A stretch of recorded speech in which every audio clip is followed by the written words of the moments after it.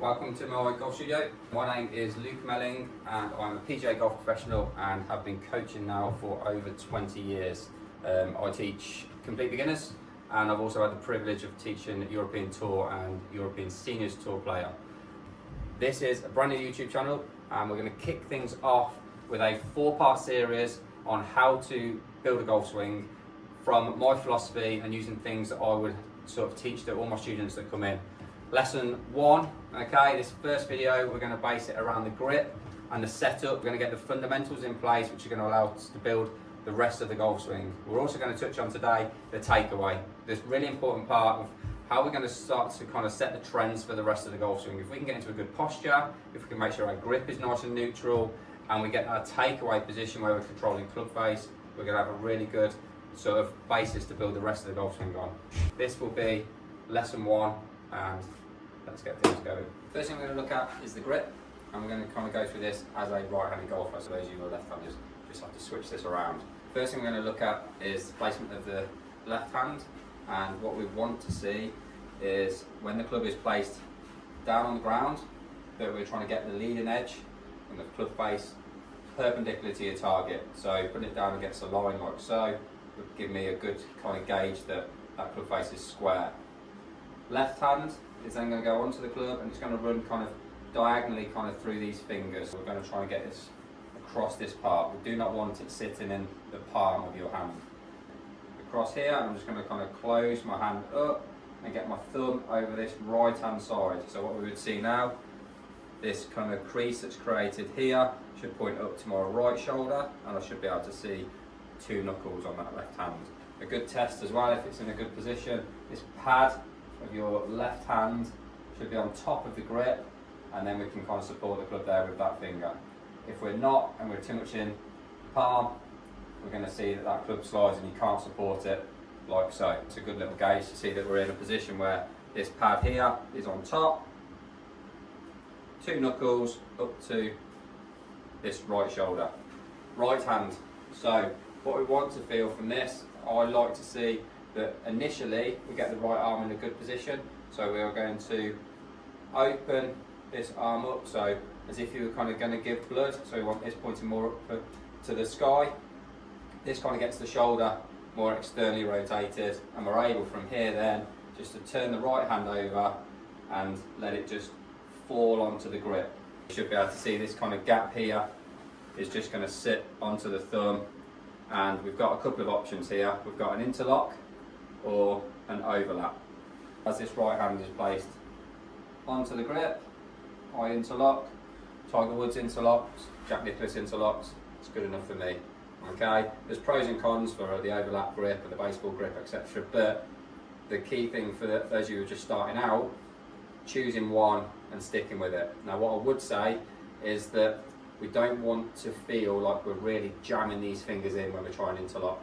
Okay, because that's going to get this right hand too far underneath. We just again want to feel like the right hand is just falling on here naturally, and then from there with a nice pressure left and right hand around about 3 or 4 out of 10, we feel like we're just taking hold of that club there. And again, the line that's created between the thumb and the index finger points up to this right shoulder. That is going to give us a neutral grip. When I hold the club up like so, we should see this leading edge then is nice and straight. We don't want to be gripping it to a closed or an open club face. It's going to cause us loads of issues. So that is the grip. Once we've got the grip, we need to kind of put ourselves into a good setup position. So I'm going to bring the ball in here so we can get ball position. Okay. The first thing that I'll be looking at when I'm going to get into my setup is creating a routine which gives me the ability to check off each individual part of the setup, and it slowly becomes subconscious. If I run through now how I was set up to the ball, and then we're going to kind of go back and have a look at why and what areas are important for this. So for me, the club goes down behind the golf ball right in the middle of the club face. Okay, the leading edge pointing where I want the ball to start, and the butt end of the club, no matter what club I'm using, pointing through my waistline, through my belt buckle basically. Okay, this means then relative to me, this club and shaft plane is set properly. Now, if I was to take Slightly longer club, I'm going to be further away from the golf ball, but again, this grip is pointing through the waistline. You can see this grip is a little bit higher, so when it comes to posture, I don't need to lean as much to kind of get hold of the hybrid. I'm going to have to grip over a little bit more to get down to this kind of 9-iron. So driver again is going to be even less spine kind of tilt, and pitching wedge, lob wedge, we're going to be over the ball even more. So if we always use the grip through our belt buckle as the datum, it's going to give you the best chance to be the right distance from the golf ball and have the correct spine angle from setup. So that will look something like this. My right hand is on the club. The reason I do this is so I can see my target, and then from there this is pointing through here. We can then put feet together if we wanted to get our ball position. For an iron, I am just a ball forward of centre, and to get to the golf ball we're going to feel like we tip from our hips this way. So you see my back stays nice and straight, my pelvis goes back and slightly tilts up, and then I'm just going to take the tension out of my legs just by putting a little bit of bounce and flexion in them. I don't want to bend my knees. Okay, so we just take the tension out of the legs, we tip forward and we feel like the weight is around the balls of the feet. From there then, I can allow my arms to hang straight down from my shoulders, and we should see that's kind of then under my chin. No tension, and feeling of chest and chin up is going to enable me then to have this correct spine angle relative to this. I can just take hold of the club, and there we have setup. Now what I like to do is give drills where you don't need to be at the driving range. You don't necessarily need to have a golf club. So for setup, nice and simply, we're going to start standing very neutral. So what I mean by that, we're not stacking onto the left or the right side. So you can see how my pelvis there is just sinking. We're getting into a position where we go, okay, I'm nice and tall, I'm equally balanced, and I'm just going to get my feet now shoulder width apart. So the instep of my feet are in line with my shoulders. At this point, we're going to feel the tip, so the hips will go back, and we just feel, I said to people, imagine you were kind of on a balcony and you wanted to just kind of look straight down, see how it moves, my centre of gravity and everything kind of forward a little bit, my pelvis goes back, and then from there, if I take the kind of bounce into this knee, I'm going to take a little bit of flexion, get rid of the tension, I can let my arms just hang down, chin and chest up, and then from there I can just let my hands kind of come together. And at that point then, again, it's very tension free, and I'm in a position where I'm able to then start my golf swing. So takeaway, once we've got into our posture, very important then how we're going to start the golf swing. How do we kind of initiate the first move? Is it body, is it weight shift, is it hands?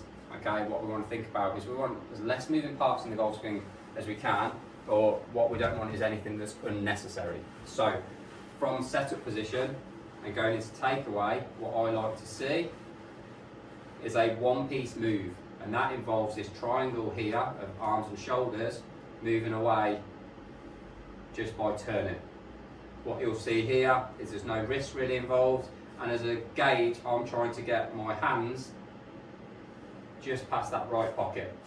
And what we would see from down the line is as I make that move here,